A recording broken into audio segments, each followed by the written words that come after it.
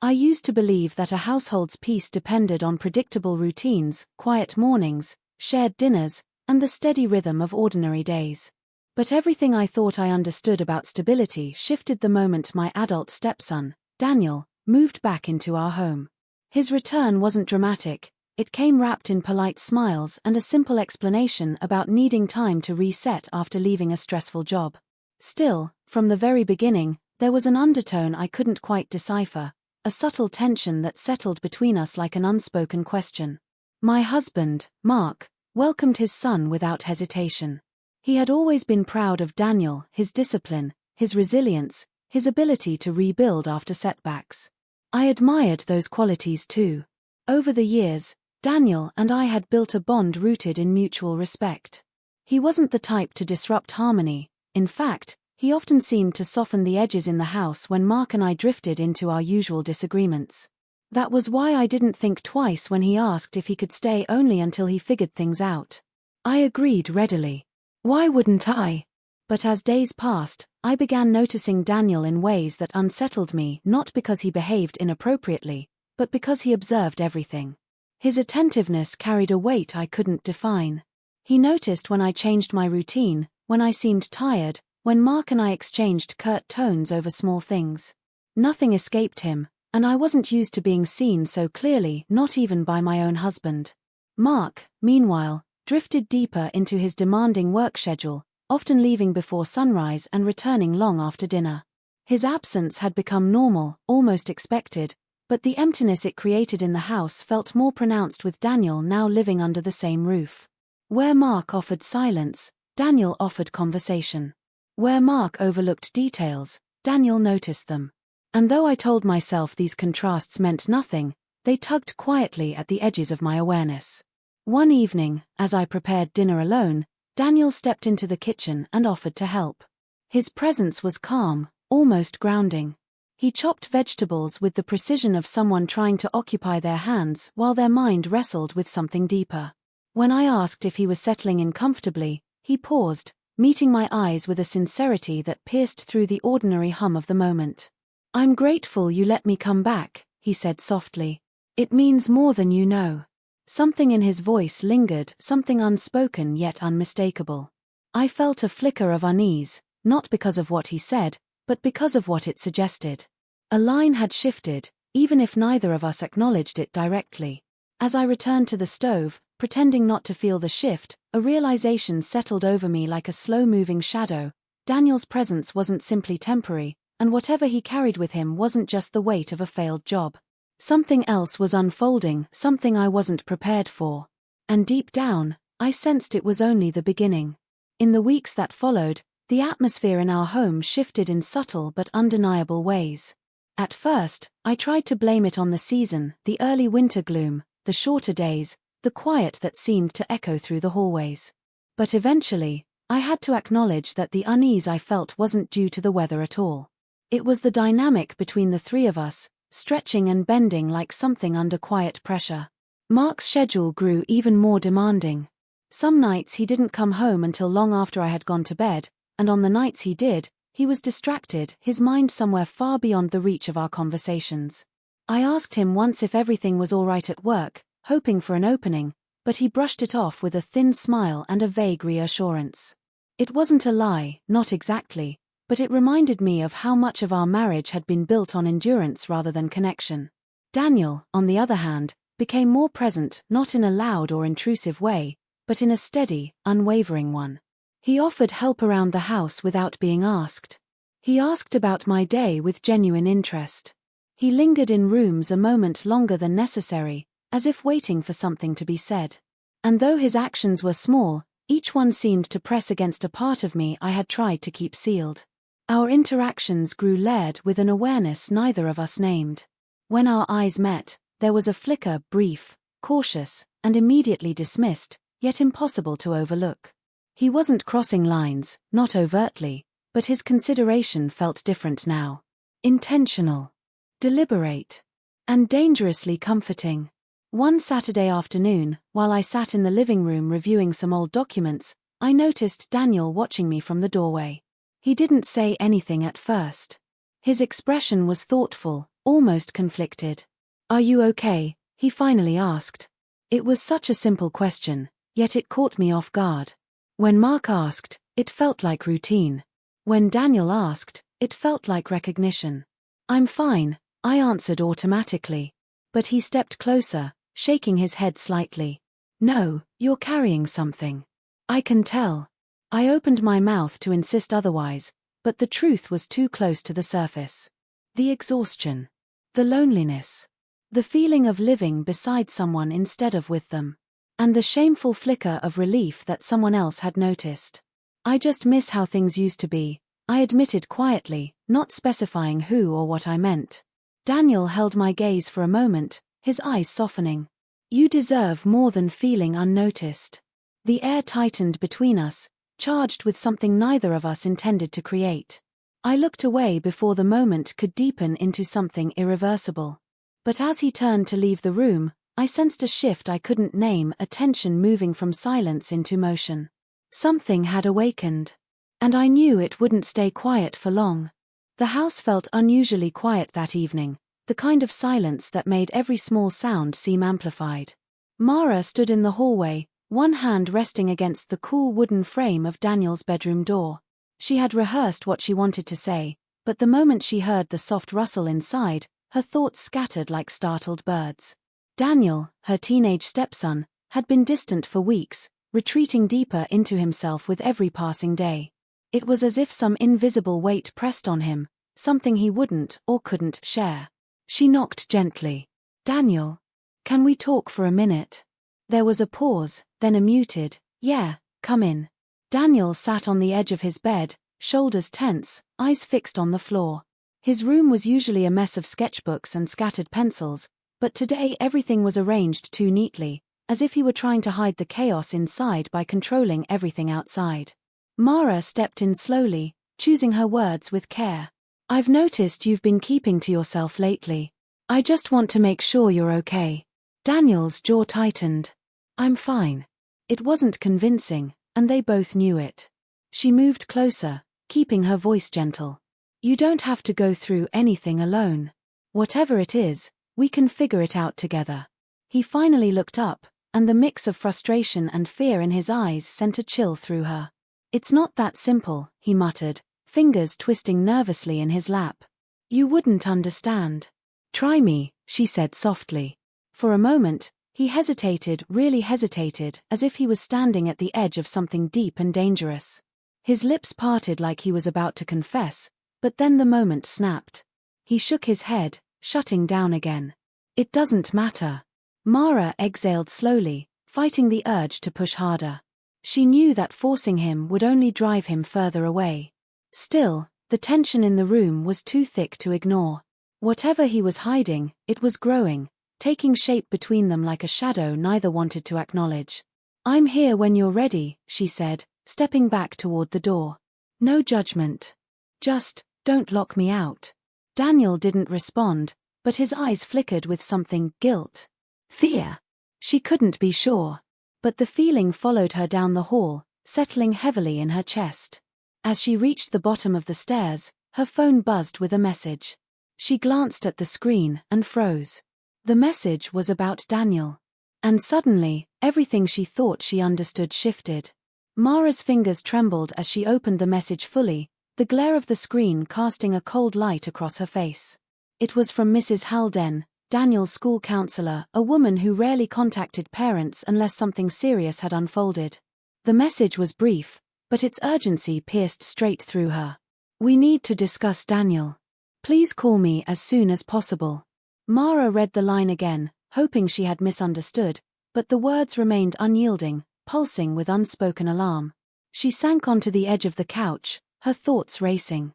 Whatever Daniel had been hiding was no longer confined to the walls of his bedroom, it was reaching outward, touching places she had no control over. Before she could dial the number, the front door opened. Ethan, her husband and Daniel's father, stepped inside, dropping his keys into the bowl by the door. He looked tired, but when he saw her pale expression, his posture straightened. "What's wrong?" he asked, crossing the room in quick strides. Mara handed him the phone. "It's about Daniel." He read the message, his brows knitting together. Did he say anything to you? She shook her head. He's shutting me out. Whatever this is, it's big. Ethan exhaled sharply, rubbing the back of his neck. He's been different lately. I thought it was just school pressure. That's what I thought too. She glanced toward the staircase, half expecting Daniel to appear. But if the counselor is reaching out like this. Ethan didn't wait for her to finish. Let's call her. They sat side by side on the couch as the phone rang, their shared silence heavy with anticipation. When Mrs. Haldane answered, her voice was calm, but tinged with concern. Thank you for calling. I've been trying to reach you both. What happened? Mara asked, her voice barely steady. There's been a change in Daniel's behavior, the counselor began. He's withdrawn, distracted, and last week, he failed to submit any of his assignments. Today he got into a confrontation with another student. It wasn't physical, but it was intense enough that we became worried. Mara felt her heartbeat quicken. Did he say why? No, Mrs. Haldane replied gently.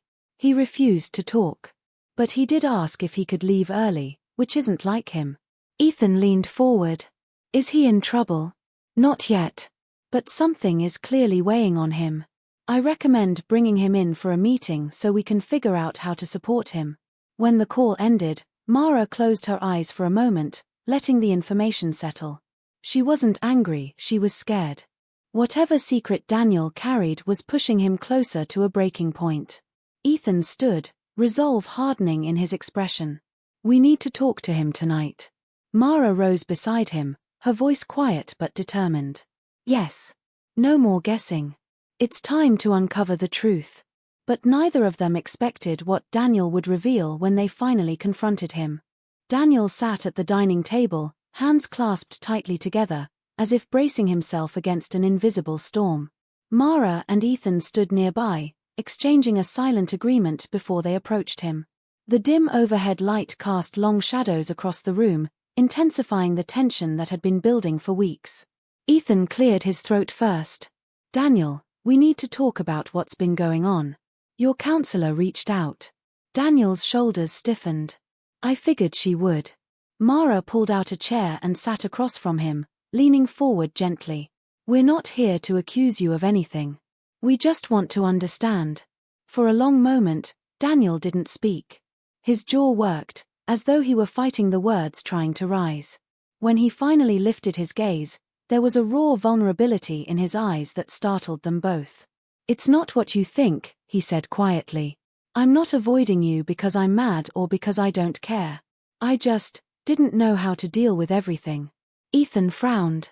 Deal with what?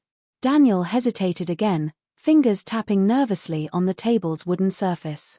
There's someone at school who's been giving me trouble. Mara felt a cold prickle crawl up her spine. Trouble? Daniel, what kind of trouble? It started small, he said, voice tightening. Comments, jokes, whatever. But then it got worse. They spread rumors. They messed with my locker. Yesterday, they took my sketchbook. Mara leaned back, stunned. Daniel's sketchbook was practically an extension of him, his safe space, his expression, his outlet. The idea of someone taking it felt like a violation. Why didn't you tell us? Ethan asked, frustration and worry mixing in his tone. Because I thought I could handle it, Daniel answered, wiping a hand across his forehead. And I didn't want you to think I was weak. Or that I couldn't deal with normal school stuff. Mara reached out, gently touching his hand. Being bullied isn't something you deal with alone. And it certainly doesn't make you weak. Daniel swallowed hard, his shoulders sagging as if finally releasing a burden he'd carried far too long. There's more, he whispered. Ethan leaned in slowly. Tell us. Daniel drew a shaky breath. The kid who took my sketchbook, he said he found something in it. A drawing. And he threatened to show it to everyone if I didn't do what he said. Mara exchanged a quick, worried glance with Ethan. What drawing? Daniel hesitated. His eyes filled with a mix of fear and embarrassment. It was something personal, he finally said. Something I never meant for anyone to see. Mara's heart clenched. Whatever that drawing was, it terrified him enough to trap him in silence. She squeezed his hand gently. Daniel, what was in that sketchbook? He looked at her with trembling eyes, then spoke the words that changed everything. Daniel's breath trembled as he tried to form the words, his gaze darting between Mara and Ethan as though searching for a safe place to land. The room felt smaller now, the air heavier, as if the walls themselves were waiting for his confession. It was a portrait, he finally whispered. Of someone from school. Ethan exchanged a quick glance with Mara. A portrait? Daniel, that's nothing to be ashamed of. Daniel shook his head. You don't understand. It wasn't just a drawing. It was personal. I drew them because they're important to me. More important than I ever told anyone. Mara leaned forward, her voice soft but steady. Daniel, whoever you drew, why would that be something you needed to hide? His eyes glistened, and for the first time, Mara realized his fear wasn't about getting in trouble. It was about being seen, truly seen, in a way he wasn't ready for. It was a boy, Daniel said finally. The words escaped him like a weight falling off a ledge. Someone I care about. Someone I might like. Silence settled over the table, but it wasn't judgmental or cold. It was a silence filled with understanding, surprise, and the quiet reshaping of assumptions. Mara reached out slowly, placing her hand over his. Daniel, she said, her voice wavering with tenderness, there is nothing wrong with that. He blinked rapidly, tears threatening to spill. The guy who took my sketchbook saw the drawing. He said he'd show it to everyone unless I helped him cheat on his exams. He said he'd ruin me. Ethan's expression hardened, anger simmering beneath his usually calm exterior. That's blackmail. He can't get away with that. Daniel pulled back slightly, shaking his head. If it gets out, people will talk. They'll laugh. Dad, you don't get what school is like right now. Ethan inhaled slowly, clearly trying to control his rising fury. What I get is that someone threatened you, and that ends now. Daniel's voice cracked. But if he shares the drawing, everyone will know. Mara squeezed his hand firmly. Then we stand with you. Whatever comes, you don't face it alone. For a moment, the only sound was Daniel's uneven breathing. Slowly, he lifted his head, meeting their eyes with a mixture of fear and fragile hope. I didn't tell you because I thought you'd be disappointed, he confessed. Ethan placed a steady hand on his shoulder. You could never disappoint us, not for being honest about who you are. The tension in Daniel's posture eased, but the shadow of fear still lingered. So what do we do now? Mara exhaled, feeling the weight of the decision settling onto all of them. First, we deal with the boy who's threatening you. But we need to be careful. Daniel nodded faintly, but uncertainty clouded his expression. And then, as if the universe had heard their conversation, Daniel's phone buzzed on the table, lighting up with a new message. From the boy who had his sketchbook.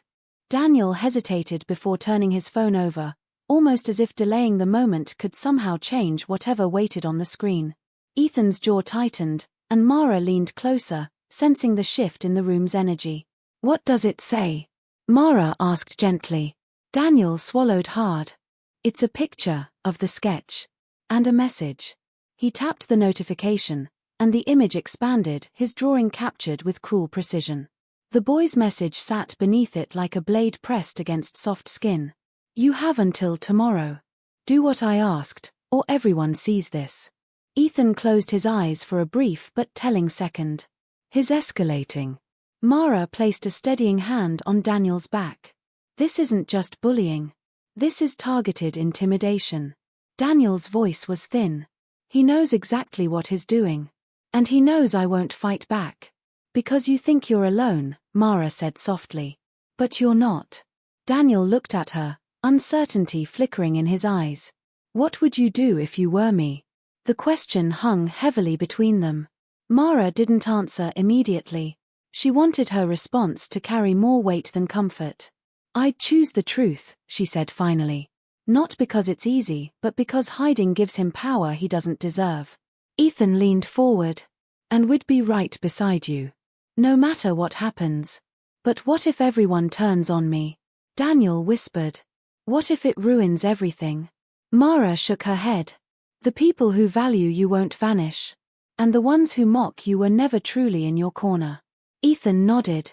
Fear thrives where silence lives. Break the silence, and you break his leverage. Daniel's eyes darted between them, absorbing their words yet still bracing himself. He wiped his face with the back of his sleeve, exhaling shakily. I don't know if I'm brave enough for that. You don't need to be brave alone, Mara said. Bravery can be borrowed. The room grew quiet again, but this time it carried a different weight, one of possibility rather than dread. After a moment, Daniel stood, pacing slowly. If I report him, the whole school will know. Even if the administration handles it quietly, people talk. He'll make sure they do. Then we control the story, Ethan replied, rising from his chair. If there's a truth to share, you share it on your terms. Daniel stopped pacing. You mean? I tell people myself. It's your story, Mara said. He only owns it if you let him. Daniel's fingers tightened around his phone, and a shift passed through him, subtle but unmistakable. Not confidence, not yet. But the beginning of resolve. I don't want to be scared anymore, he murmured. Ethan placed a hand on his shoulder. Then this is where things start to change. Daniel nodded slowly, the decision forming within him like a fragile flame taking its first breath of air. But before he could speak again, another message appeared, this time more threatening, more urgent. And the stakes rose instantly. Daniel's phone buzzed again, the screen lighting up with a message that made his stomach twist. Mara and Ethan leaned in, instinctively forming a protective barrier around him. He hesitated, fingers hovering over the screen, as though touching it might make the threat real. The message was simple, chilling in its brevity. Last chance. Or everyone knows by morning. Ethan's jaw tightened, and his hand clenched into a fist. That's it. No more waiting. We're confronting this head-on. Mara placed a calming hand on Ethan's arm. Let's be strategic. Daniel, do you want to do this together? He nodded slowly, the flicker of fear still present, but now mingled with determination. I think so. The three of them gathered in Daniel's room, the quiet hum of the night outside contrasting sharply with the tension inside. Mara pulled up the messages on Daniel's phone, showing Ethan the timeline, the threats, and the image of the sketchbook drawing. This is deliberate, she said. He's trying to control you with fear. Daniel's voice was tight. He's smart, he knows what I care about. Ethan's gaze softened as he knelt beside his son. Then we use that knowledge, not against you, but to stop him from having any power over you. Mara added, we document everything. We show the counselor, the principal, anyone who can help.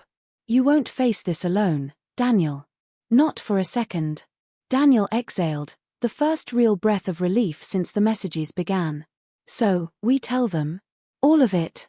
Yes, Mara said firmly. We do it your way. You decide how much to share, but we won't let him manipulate you anymore. Ethan stood and pulled out his laptop. I'll draft an email to the counselor and the principal tonight. You can add notes, Daniel, about what happened, what he said, and what is threatening. Daniel's hand shook as he typed, but with each word, his posture straightened. He was no longer hiding, no longer shrinking in fear. The air in the room shifted, thick tension giving way to a fragile but growing sense of agency. When he finished, Mara read over his draft, nodding with pride. It's perfect. Clear. Honest. Strong. Ethan added, and tomorrow, we send it. Together. No backing down. Daniel swallowed, the weight of the past weeks pressing on him, but now balanced by the presence of two people who refused to let him face it alone. I think I can do that, he admitted, a small smile tugging at the corner of his lips. Mara reached out, brushing a loose strand of hair from his forehead. You're stronger than you know. And this is only the beginning. Daniel nodded, finally meeting their eyes without fear. A quiet courage settled in him, like embers sparking to life in the dark. Outside, the wind rattled the windows softly, as if acknowledging the change within the house. And in that moment, Daniel realized he wasn't just surviving anymore, he was ready to fight back. The next morning, Daniel walked into school with a cautious determination, Mara and Ethan's words echoing in his mind, "You're not alone. You have control over your story. Each step felt heavier than usual, but also freer, as if the weight of secrecy was finally lifting. He met the counselor, Mrs. Halden, in her small office. The familiar smell of coffee and old books usually put him at ease, but today it was different. Today, he was ready to speak. Mara's voice rang in his mind, "We do it your way. You decide how much to share."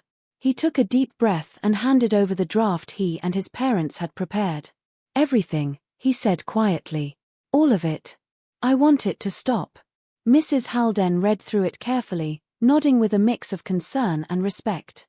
"You've been very brave, Daniel," she said. "This is exactly the right way to handle it. You're reclaiming your power." After the meeting, she led him to the principal's office. The principal, Mr. Collins, looked up from his desk, eyes sharp but attentive. "Daniel, I understand there's been a serious matter involving another student." Daniel nodded, swallowing hard. "Yes. He took my sketchbook and threatened to share a drawing unless I did what he said." His voice quivered but did not break. "I'm not giving him any more control." Mr. Collins leaned back, folding his hands. "Thank you for being honest. We take this very seriously. We will investigate immediately. And rest assured you have our full support." Daniel exhaled, a tremor running through his body as the relief slowly began to seep in. The boy who had tormented him would face consequences, and the secrecy that had kept him caged for weeks was finally shattered. Back in the counselor's office, Daniel sat in silence for a moment. Then, unexpectedly, Mara and Ethan entered, having been allowed to accompany him. Seeing their faces, steady and supportive, a warmth spread through him that he hadn't realized he was missing. "You did it," Mara said softly, her hand resting lightly on his shoulder. "You spoke up." "I did," he whispered, a small smile breaking through. "And it's not as scary as I thought." Ethan crouched beside him, a proud glint in his eyes. "Courage doesn't mean you're not afraid, son. It means you face it anyway. Today, you chose courage." Daniel nodded, finally allowing himself to feel the significance of what had just happened. The threat that had haunted him for weeks had been confronted, and the shadows that had loomed over his school life were beginning to recede. As they walked out together, the crisp morning air felt like a promise of new beginnings. For the first time in weeks, Daniel realized that the fear that had consumed him was no longer the center of his world. He wasn't just surviving anymore, he was standing, fully, in his own power. And for the first time, he allowed himself to imagine a future where fear no longer dictated his choices. The house felt different that evening, quieter in a way that wasn't heavy but calm, like the world itself had exhaled.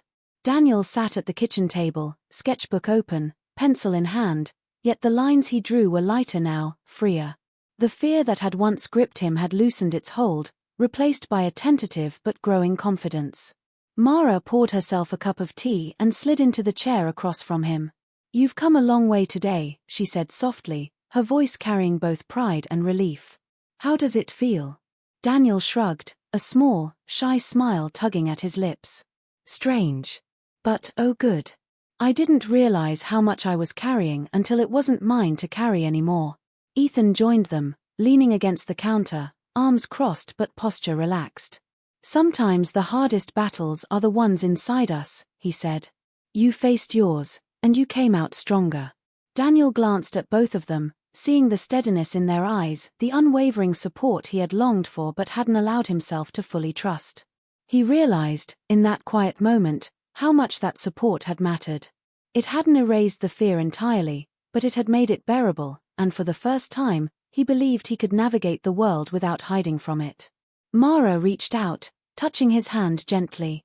"You've taught us something too," she said. "That bravery isn't loud or flashy, it's honest. And sometimes, it's simply admitting the truth." Daniel nodded, feeling the warmth of their words settle over him.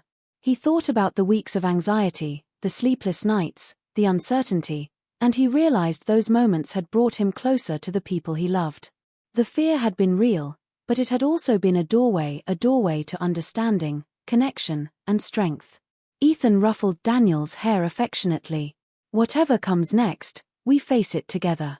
You've seen how that feels, haven't you?" "Yes," Daniel said, the word carrying the weight of newfound resilience. I don't have to face things alone. I never did. A quiet smile passed between the three of them, a shared acknowledgement of the battles fought and the lessons learned. The house, once heavy with tension, now felt alive with possibility. The air seemed lighter, charged not with fear, but with hope, a fragile, precious hope that could grow if nurtured. As Daniel returned to his sketching, the pencil moving steadily across the paper, Mara and Ethan exchanged a glance, understanding without words that the moment marked a shift. Not an ending, but a beginning defined not by fear, but by courage, honesty, and the unspoken promise of unwavering support. Later, as the night deepened and the quiet settled over the house, Daniel closed his sketchbook and looked out the window. The world beyond was uncertain, as it always would be, but for the first time, he felt ready. Ready to face it, not as a victim, not as someone hiding in shadows, but as himself, seen, supported, and unafraid to step into his own story. And in that realization, he found something he hadn't known he'd been searching for all along: peace.